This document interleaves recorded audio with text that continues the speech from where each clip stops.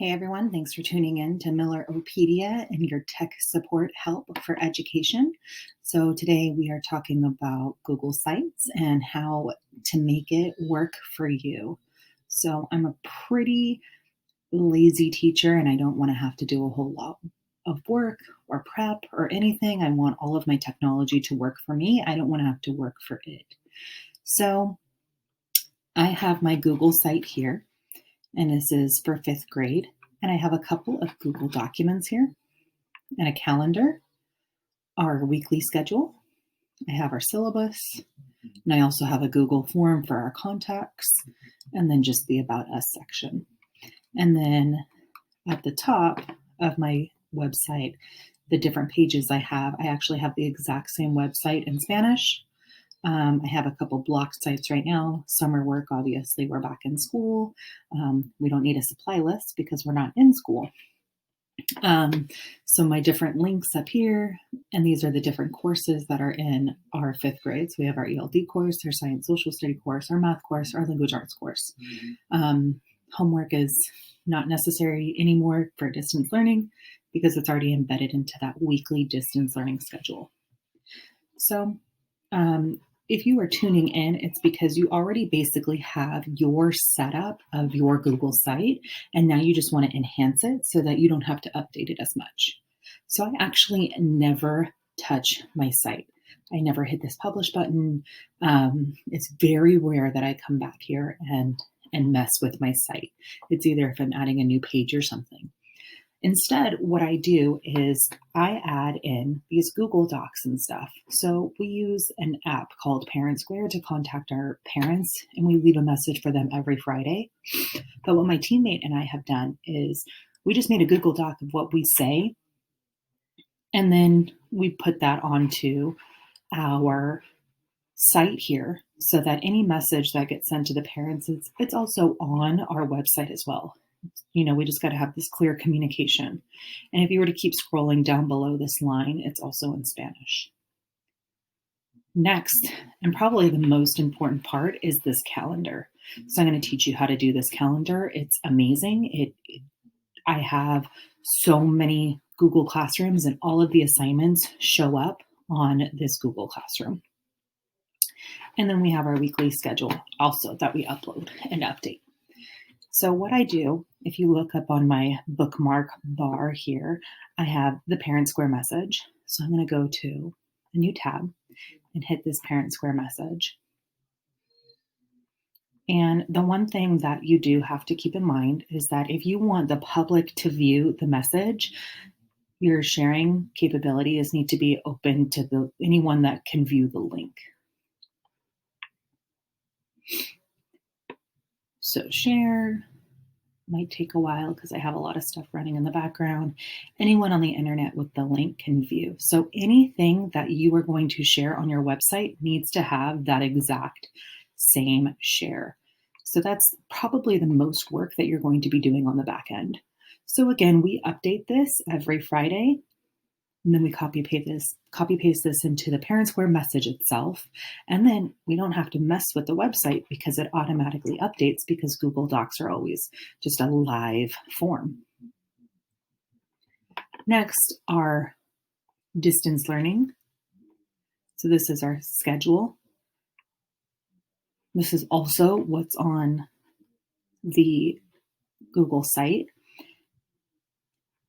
Because it's, again, a live document, any changes that you make here, the changes automatically show up onto the Google site. So this is why I don't touch the site. This is what my students see. I am making sure that whatever is documented here, it's the same thing on the website for the parents. So as you can see, my students know if it's in yellow, it's new. So it's the same document that the students see on their Google Classroom itself, and it's the same document that the parents see on the Google site. So that's the reason why I'm not touching anything on my Google site. All the work that I'm already doing, I'm not double working. I just have these live documents. Last but not least is going to be the calendar. So this calendar, if you go to the insert and go down here to calendar. These are all the different things that you can have. If you go down here to calendar,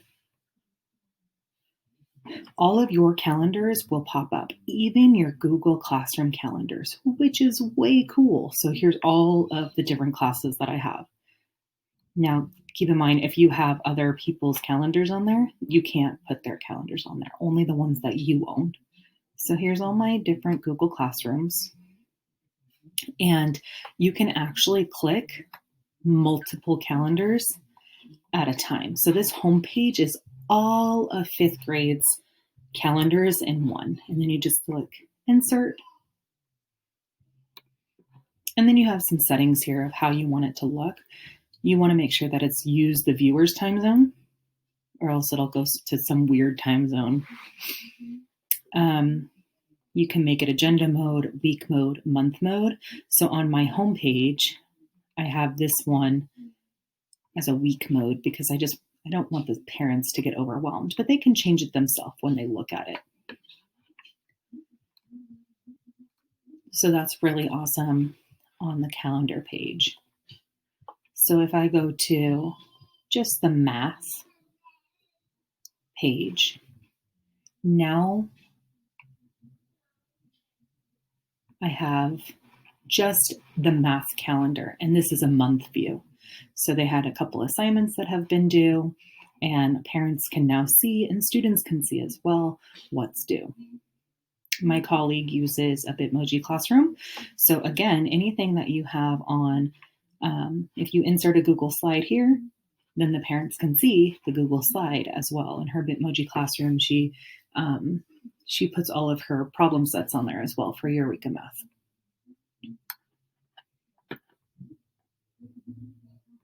So now we're going to view the published site. Specifically that math section. So anything that she does on this Google site and all of the other, here's the application problem. So anything that she does on that one Google slide, because it's a live slide, any changes that she's made also goes onto the website as well. Her math calendar is completely updated. As soon as you put in an assignment, it shows up immediately. What's really nice is that you can click it and you can do more details and it'll take you right to the main calendar. I try to get my students used to looking at their calendar all the time. And once you go here, then they can actually find the assignment on Google Classroom itself.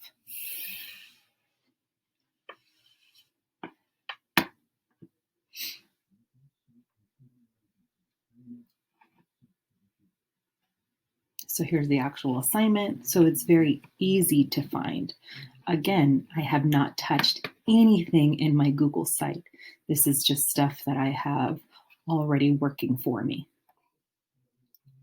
Now, in order to get these items to populate onto that calendar, because sometimes they just won't show.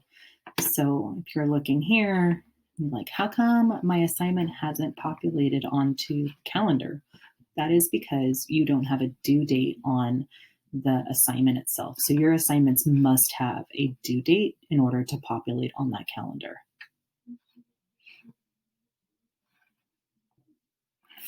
Another thing that I do to make my Google Sites work for me is I have a YouTube channel for ELA.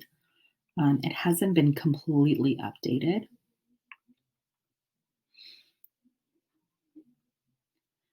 But on the YouTube channel, you can put in a playlist onto your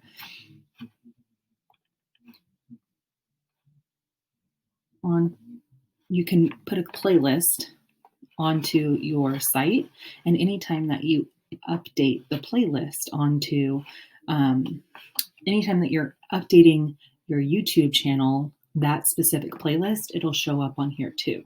And the reason I don't have the YouTube channel up here right now is because it's not updated to the best of its ability. So how you do that is you're going to use this EMD code here. You would put that in and you would use the EMD code, and you get that by hitting, so here's my playlist here, and you get that by hitting the share button.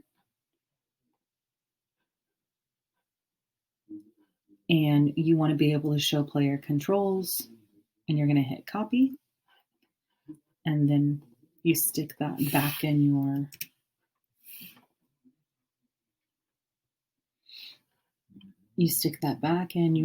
Google site. And now this can be in my Google site itself. It's freaking out. And now they have all 21 lessons that they need. And this one happens to start with a study guide. So I'm just going to hit publish. So now it's on my actual site. I'm going to view the published site and go to language arts.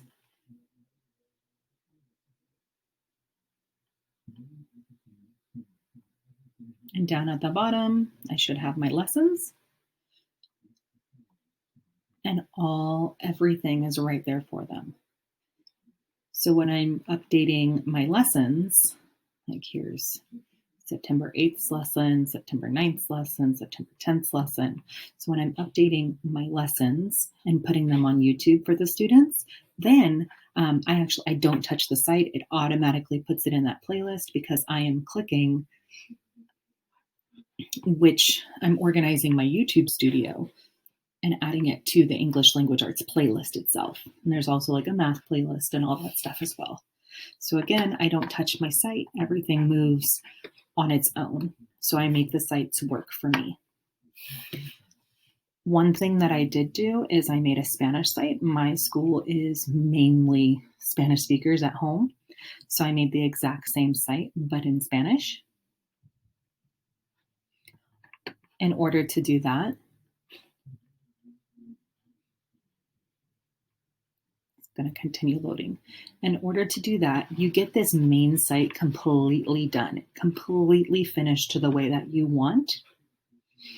And I wish my school would let me add in some extensions and stuff for Translate, but they don't. But there's this wonderful, as always, Google lets you make a copy. So once this site is done, I just make a copy by hitting the three dots. Nope.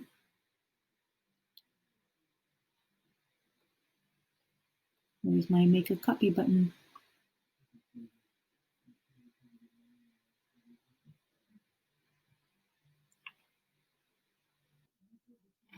So it's not those three dots, it's these three dots up here, and duplicate site. And then I just translate everything into Spanish and it's completely ready to go. And then you just make a button here. So what you do is you'd hover over this, new link, and then you put in Espanol, and then copy paste this up here into here, and you would click done, and everything would be the same. Now I have two of them, it doesn't matter. But anything that is updated on these is still updated in Spanish as well because these are living documents. So I don't even have to touch my Spanish site as well, which is really, really nice.